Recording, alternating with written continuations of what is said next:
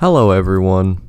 I've come across yet another one of these personality tests. This is the 16-factor personality test. It's has like 84 questions that you do, and then eventually after answering all of them, they give you like a scale on warmth and all these other psychological concepts.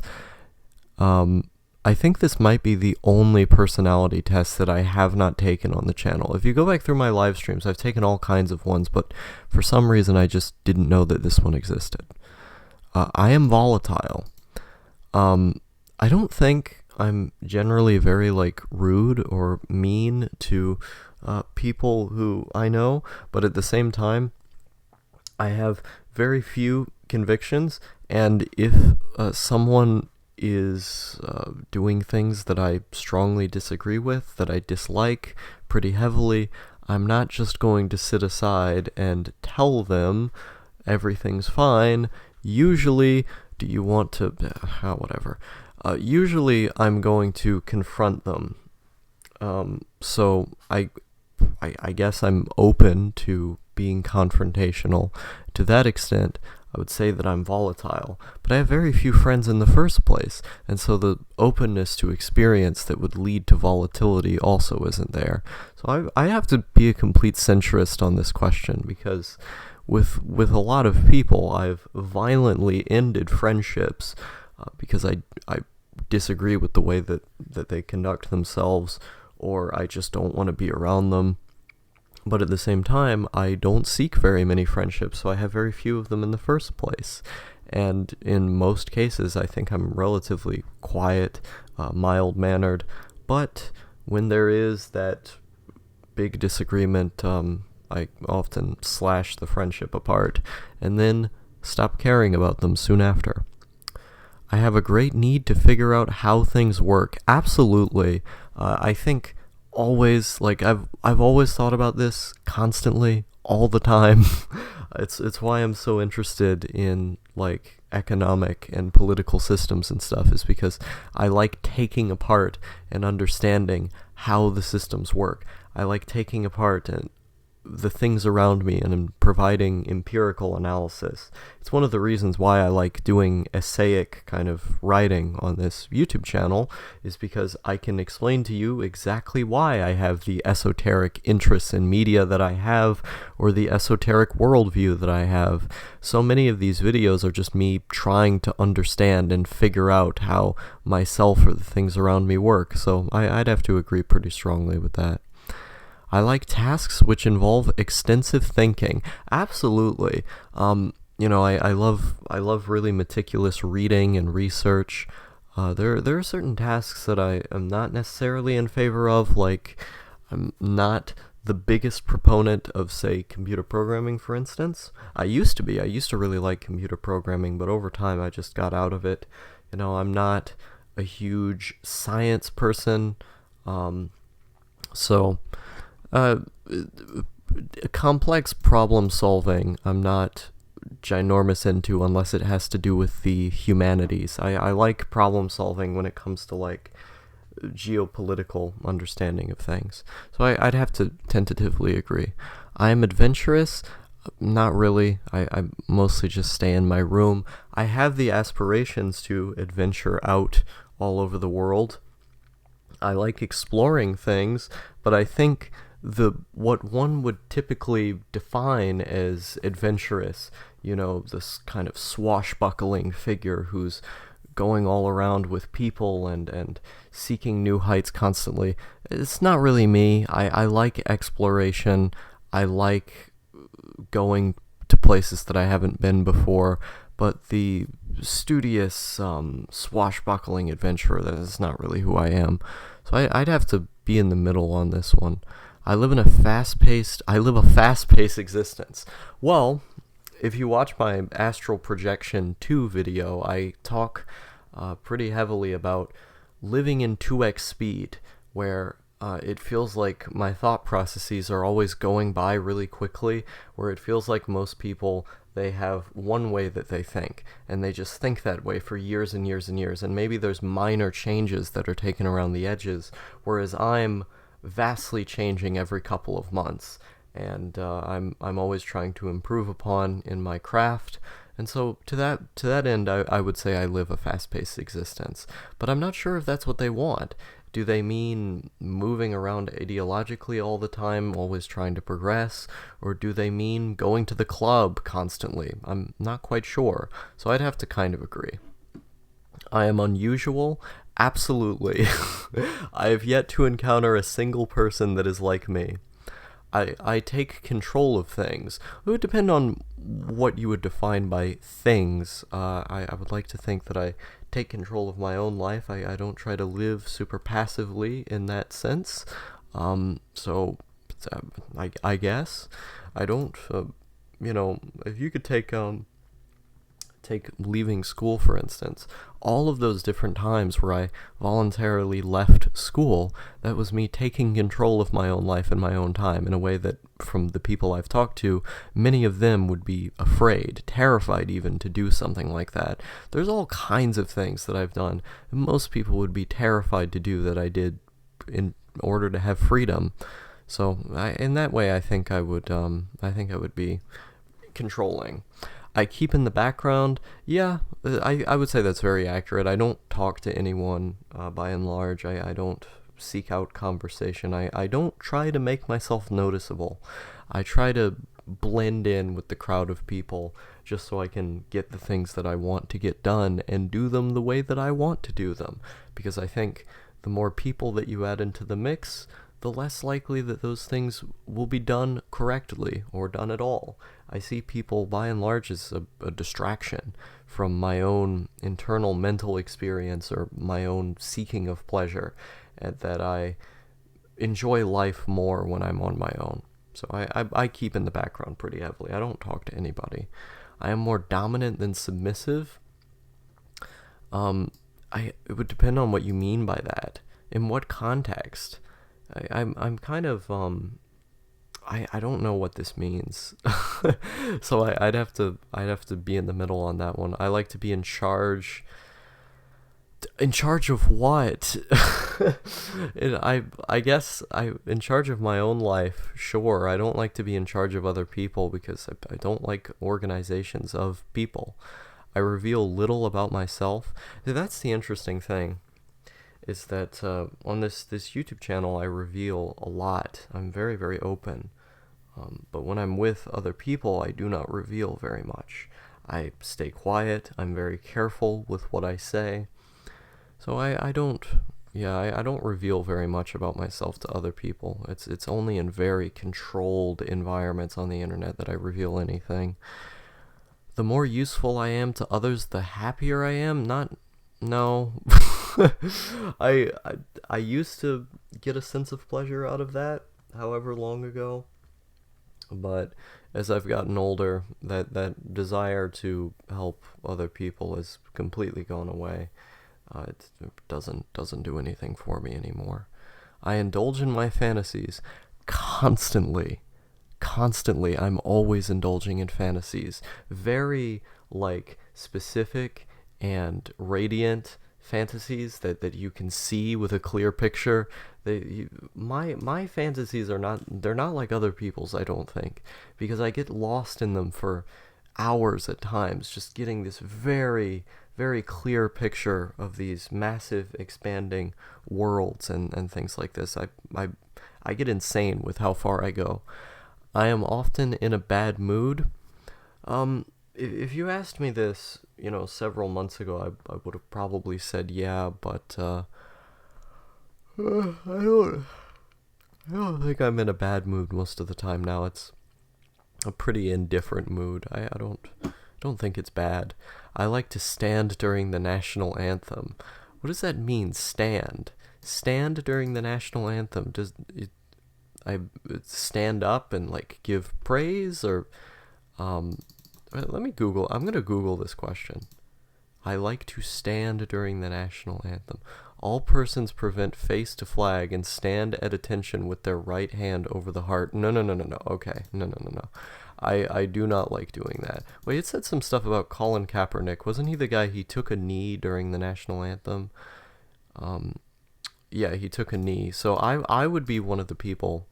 I would be one of the people taking a knee or just not standing it up at all. I never do the Pledge of Allegiance. I always sit down during the Pledge of Allegiance. I've been that way for a pretty long time. I don't respect the country at all. I put the needs of others ahead of my own. That's very inaccurate. I make friends easily. Very, very inaccurate. I think most people are too chaotic. I would agree with this. Either I think most people are too chaotic, or I think they're too set in their ways, doing the same thing for their entire lives, always being the same way. I find that incredibly boring. But at the same time, I also think the going to parties and being around other people all the time, that's just too chaotic. I don't like it. I continue until everything is perfect. That's not me at all. I release videos that I don't particularly like every now and again. I see flaws in a lot of my own work, but I release it anyway. I'm not the type of person to just constantly do something until every single flaw is ironed out, because I think it's a better, more effective way of doing things to make a lot of bad stuff to eventually make good stuff. That if you continue working over and over and over again on one project until it's perfect, you're missing all of the other projects that you could be doing that you could learn from. And so I'm very, very against perfectionism as a principle. I don't mind eating alone on a regular basis. Very accurate. In fact, I prefer it. I don't like eating with other people. I like to be by myself. I am hard to get to know. Yeah, I would say that's very accurate. Just because unless it's in like a very specific setting where I'm talking to people who have met me through my videos, I will not reveal things about myself. I just won't. I won't have coherent conversations. I'll say a few sentences and then I won't say anything else. I, I People don't get to know me because I don't allow them to. And there's a part of me that doesn't quite know how to convey the information. And of course, I'm not going to learn how if I don't want to. And so there's not really a reason for people to get to know me when I don't want to be around them in the first place. I believe that people rarely tell the truth. We all lie every now and again, but I think a lot of people want to be honest. I indulge in fantasies. This question is twice? They have it 2 times. Yeah, I indulge in my fantasies is very accurate. Yeah, I think people like telling the truth as a principle. They just enjoy it. But a lot of people do lie. Everyone has secrets. I prefer to do things alone, very accurate, as I keep reiterating. I am very easygoing. Depends on how you would define easygoing. What's the definition? Because I know a lot of people have different definitions of this word. What's a definition? Relaxed and casual in style or manner. A lot of the time I'm on the fritz when people come up to me. I think in real life I'm actually pretty serious. When I'm around the majority of people, because I don't want to interact, I'm not going to be easygoing. I'm going to be trying to get away from them. So I don't think I'm easygoing in the sense that the type of like mild-mannered kind of, ooh, let's run around and let's have fun and let's joke about the weather or something. That's not who I am. I can't do that. I am outgoing? Absolutely not. I try to follow the rules. No, I don't think the rules are very important. The rules are meant to be broken. You break the rules that you have moral issue with. If you try to follow all of the rules that you disagree with all the time, then I don't think that's right. You should do what you feel is right. I worry about things all the time. Not really. I don't have a very worrisome personality. I'm a thrill seeker compared to most people. Absolutely not. I don't even like going on roller coasters. It bothers me too much. I talk to a lot of different people at parties. I don't go to parties. I am fragile? I don't think so. No. I don't get easily hurt by the things people say, because if someone says something negative to you, then what that is an inevitability. Now, why be upset about something you can't change? There's always going to be people who say horrendously negative things, but the fact that they're saying those horrendously negative things is a sign that there are other people who will say the opposite. Usually the most infamous people are also the people who are the most famous. They have the most positive thoughts on them. There's a divide. There's a group of people who really hate you, and then there's a group of people who really love you. And in my case, that's definitely true. And so when I hear people giving me this negative commentary or giving me odd looks and stuff, I can't be bothered by it because I know those people are just inevitably going to think that way. It's a product of existing in the space that I do, being who I am. So there's no reason to be upset about something you can't change. I am easily hurt. No. My thoughtfulness and charitable nature are my foundation. Not really. I am somewhat paranoid. Yeah, no, I would agree with that to an extent, but it's not like it's not like a fear, you know. I'm not super afraid of most things. I'm just a little bit irritable, you know. I'm a little bit irritable in the sense that I don't like my time or my freedom taken away from me, but I'm not going out thinking, you know, who's going to get me? Everyone's going to get me all the time, you know. I don't think that way. I am carefree to an extent. I mean, I play a lot of video games, and I kind of just sit in my room. You could call that carefree. I am aggressive. I don't get angry at all. I can't remember the last time I get angry. It's really hard for me to get mad. I favor the surreal. Surreal. Like, I mean, I really love surrealist art. I like this kind of LSD aesthetic. Things that don't have a clear meaning but are very meaningful in an emotional sense, abstract. Yeah, surrealism is good. I would say I favor the surreal. I like having surreal lifestyles, you know, for your lifestyle to just admit uniqueness and be very, very weird. I think in a lot of ways my main focus is identity. I think a lot about it, even though identity is kind of an intangible concept. It's a concept that it is constantly changing, but there are also some narrative through lines that remain consistent. Perhaps your inconsistency is part of your identity, for example. Identity, it's part of the story that we tell ourselves, and that has some kind of inherent impermanence, you know. The story we tell ourselves is not entirely accurate, and it's often manufactured. And so identity, there's a lot of problems with identity as a concept. In a lot of ways, it doesn't really exist. But I keep finding myself wanting to cultivate it, wanting to have this aura, this aesthetic that embodies me. And I think surrealism and living a surreal life does that in a lot of ways. I'm very indecisive. In some sense, yes. I make a lot of plans and then I change them. And I try to figure out which one is the better one, and it's difficult for me. In that sense, I am indecisive. But I also am very decisive in saying I don't want to be around people, and I have a general motivation to be isolated. That's decisiveness. But when it comes to how I will carry those things out, it's not always the case. So do I put it in the middle?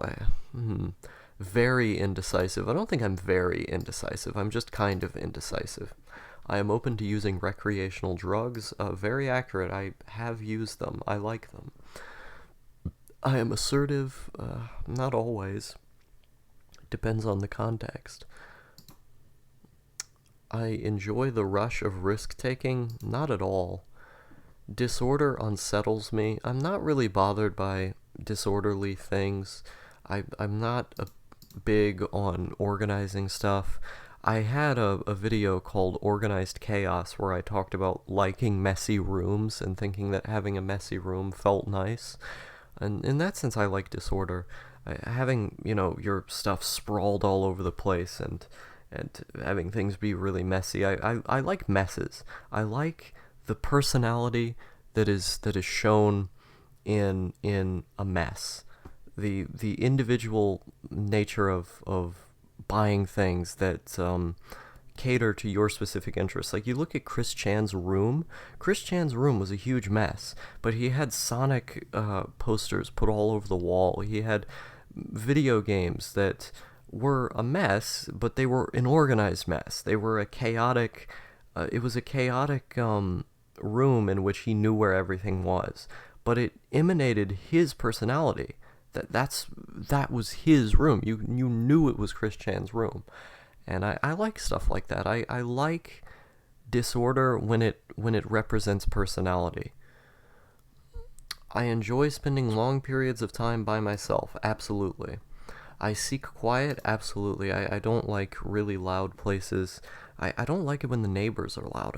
I don't like having a loud house or anything like this. I just want to spend my time by myself in the quiet. I am not easily frustrated, absolutely. It's like I said earlier when I said I don't get angry. I don't get frustrated either.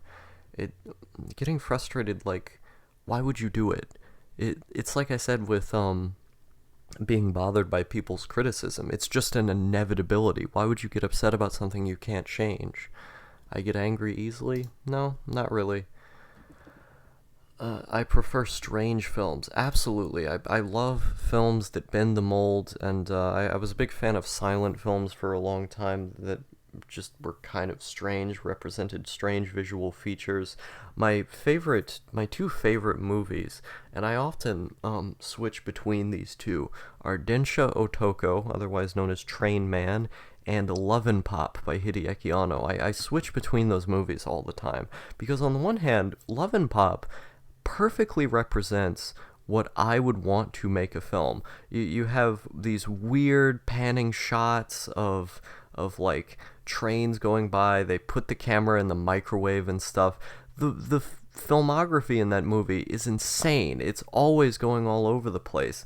It's like they tried to get every possible camera angle they could in order to just tell this story about these high school girls in these really weird situations. And so I love the way the movie was filmed. And then my other favorite film, which was very unorthodox, both of these are unorthodox, is Train Man. And Train Man, it's this romantic comedy about an otaku who's kind of a hikikomori, not really, and he rescues this girl on a train from being groped. And the entire movie is like him asking for advice on 2chan, the Japanese image board, on what should he do to have dinner with this girl and make a good impression on her. And like, the comedy is so outlandish at times, where it has like scenes of him and other 2chaners like fighting in like the Vietnam War in his imagination and stuff, and it like will cut back from him in his room to the other 2chaners like in their house writing messages and stuff. And there's a lot of things like that, just weird moments in the movie that are really funny. And the concept itself is super unorthodox, but it's based on a true story. This nerdy guy saves this girl on a train and they get married. And it's sort of exploring his awkwardness in this kind of thing. And most of the stuff that I like is foreign. Foreign movies are not... foreign movies are not what you would find in the US. That's why they have the title of foreign, because they have to be put on display for how different they are than what we have in domestic media. You know, I can be unsympathetic. I think this is very true. I'm generally not bothered by other people's suffering. I don't particularly care. I have a lot of empathy. I have a lot of understanding. I know how to get in the minds of other people, but it's in a very specific way. Like, I don't understand people's situations from talking to them. That's not how I do things. A lot of the way that I understand people is by having them viewed more simply in media, by watching things like anime, where you have these very obvious characters that may have deeper motivations, may have deeper experiences, but I get to watch their experiences play out in this 12, 24 episode form. And when I see a situation in which, you know, maybe someone has a really tough time at school, and then I look at the TV show, and I say, wow, that's just like what happened to this character. And then I can understand them a little bit better. I don't really understand people when they explain to me what their experiences are because I don't relate to those experiences. The main way that I understand the world is through myself. If I had a specific experience, if I felt a certain way, and someone tells me that they felt similarly, then I can empathize with them. But I don't empathize with people just because they explained how they felt. I still won't understand it. It still won't make any sense to me. And so a lot of my empathy comes through viewing things in media. That's why I'm such a big proponent of the YouTube vlog style, where people are projecting themselves into the camera in a very raw format, where you get all of themselves in that YouTube video, where their YouTube channel kind of encompasses their personality and makes them easier to understand. I love that. I love listening to hours and hours of people project themselves in this YouTube form, and this more artistic kind of what's the word I want to use, in this format where you can sort of parasocially get the sense of who they are in a way that you can't in conversation, where all of the information can just be laid out. I want everything to be just right. I am very perfectionistic in this sense. Like, I got a comment on my what was it? It was Why the Past Was So Great, that video. Somebody left a comment saying, like, you could just adapt to using modern technology and it wouldn't matter so much. And I responded, yes, I could adapt to using modern technology, and in many ways I have, but I just don't want to, because I see using older technology as a more perfect version. It's like, if you had the choice of picking a house that was $25,000 and it was given to you, and a house that was $150,000 that was given to you, and the $150,000 house has absolutely everything that you want. It's beautiful, and it caters to all of your specific needs. You wouldn't pick the $25,000 house just because it would be easier to drive to at that moment. You would pick the one that's obviously better. You might have to put in a little bit more effort to get to it at that time, but it would pay off hugely because you had a better option. Like, if a better option exists, why not choose it? If there's something that you would receive more enjoyment out of, if there's something that speaks to you more personally on an individual level, then why would you not choose that? Why would you settle for anything? I'm not a proponent for settling. When you have the option of having something better, go for it. Always go for the thing that provides you the most joy. If you settle for things, then I think you're doing things all wrong. You have one life. You have one life to live. Make it last. So I found that comment very, very peculiar, that he was telling me, like, you could just settle. You could just adapt to the way that things are now. Just settle for it, why? What is this culture we have of you can't just have everything being right. You can't have everything be perfect. You just have to have it the way it's, just the way everyone else does it. So I do want everything to be just right, because settling for the opposite is just a lower quality life experience. I am a planner. That's very accurate. I like to plan things. I like to plan out the things that I do, because otherwise you're just dealing with chaos. I like to solve complex problems. I agree. It's kind of similar to the other question they laid out earlier about dealing with extensive problems. I enjoy the beauty of nature. Very accurate. I love nature. I believe laws should be strictly enforced. Well, it depends on what the situation is. There are always going to be contexts in which the law doesn't necessarily fit someone's individual scenario. So I think that's why we need to have multifaceted court systems, with a jury and stuff, a very balanced court system that's able to provide the most objective possible understanding of what someone's sentence should be. So I'm not a law and order kind of person. I think the law should be enforced based on the individual situation. So I don't, no, I'm not in favor of that. There's a lot of laws that I don't agree with, like drug criminalization, that's a big one. I am abstract. I'm very abstract. I try to be less abstract just so I can communicate my ideas to people, but a lot of the ways in which I understand myself and understand things is specifically through images, aesthetics, and these kind of things. I'm not really music. I've known people who like understand themselves through music. I'm not like that, but I understand a lot through art and through visualization and really like experience oriented things. It, and so trying to translate experiences into words is really difficult because I tend to focus more on the experience than I do on the logical components of it, the things that make it up that could be translated into words. Like, so much of my understanding of the world is just through having experiences that I have to put in a real hard effort in order to explain them with words. So I am very abstract. I prefer to do things by myself, very accurate. I'm always afraid that I will do the wrong thing. Not really, like, it's another inevitability. If you do the wrong thing, then there's no reason to be upset about it. You just have to do the right thing the next time over. I daydream extensively. Yes, I respect authority. Not really. I don't think that just because you're an authority on something, you should be given some kind of medal, all powerful pass that everything you do is correct. I start conversations. No, almost never. I frequently second guess myself. Um, yeah, it depends on what it is, though. I take things very personally. Not really. I Most things that people are saying are going to be a product of who they are as individuals and their experiences.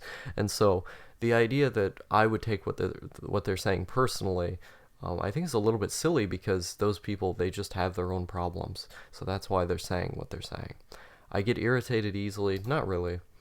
I have an all-consuming imagination. Absolutely. I want to be left alone. Yes. I am exacting in my work. Let me get the exact definition of exacting. I believe it's a form of perfectionism, making severe demands or rigorous. Not really. I'm not, it depends on what it is. Like, if it's getting correct research, then I'm very exacting. If it's doing YouTube videos, not at all. I enjoy wild flights of fantasy. Yes, I'm a very private person. On YouTube, I'm not a private person, but in real life, I absolutely am. I have a need to maintain high levels of excitement. Not really. I don't care about being excited. I just like existing. I am extremely sentimental. Um, it depends on what you would mean by sentimental. Like, I'm not really sentimental with other people very often. Even with objects, like, if something that I had for years and years gets thrown away or sold, I don't particularly care, because that was just a physical item. You don't put emotional value on physical items. I'm not really sentimental with people. I'm sentimental with my dog. Very sentimental about him. I'm sentimental about ideas. Uh, so I would have to go with the middle on this one. I tend to be content with my life. No, not really. I'm not down with how things are going right now. Of course, I can see that changing. I could see myself being more content in the future, but I am not content with how things are going right now. Uh, well, I guess I'd be in the middle because I like the fact that I get to spend more time alone. I like the fact that I have a lot of entertainment, but I'm not content with having to live in my parents' house. I'm not content with all these other things. I am not especially interested in abstract ideas. Um, I'm not a big philosophy person, to be honest with you. I don't quite care about philosophy. I care more about concrete things that can be represented in reality. I'm an abstract person, but I'm not in favor of abstract ideas. I can handle a lot of information, yes. I suspect hidden motives in others. Those ideas don't cross my mind very often. They used to cross my mind constantly. I think about it all the time, but nowadays it's only every now and again. I am very relaxed. Yes, absolutely. I am patient. Yeah, I don't get bothered. I'm not super upset when bad things happen. I just wait for the bad to go away and get better. I spend a lot of time thinking about past mistakes. Yes, I'm a very reflective and brooding person. I am usually lost in thought. Yes, I keep my thoughts to myself. That's very accurate. I don't see a reason to share them with other people all the time. You just need to think them. I love to read challenging material. Absolutely.